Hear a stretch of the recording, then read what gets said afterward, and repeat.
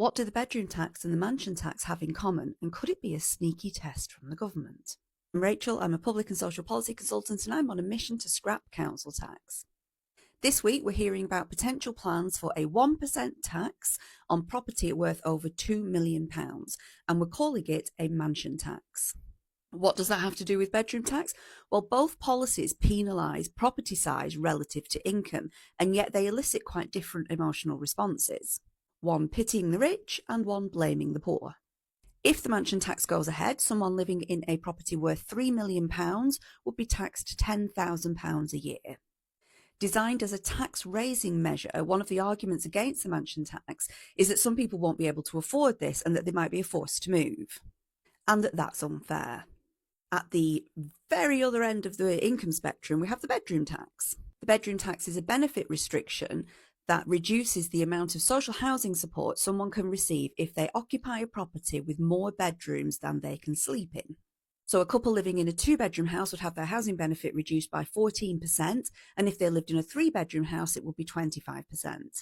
This policy was designed very openly to get people to move. Both policies are about public revenues, and both policies use housing size as a method of controlling behaviour. If it goes ahead, the mansion tax would do this through taxation, and the bedroom tax does it through benefit cuts. But both say, if you can't afford to live where you live, move.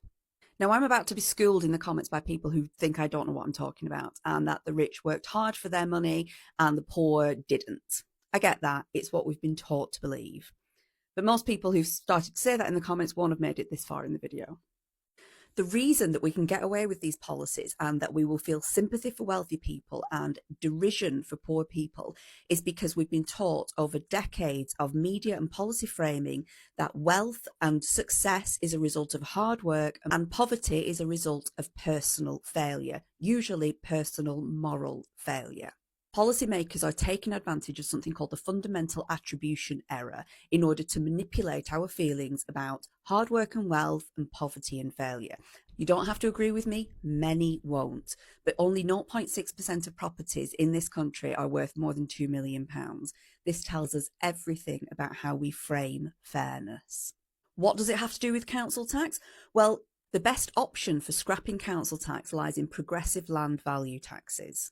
And I think the proposals around the mansion tax could well be a strategic litmus test to test just how we might react to something like progressive land value taxes.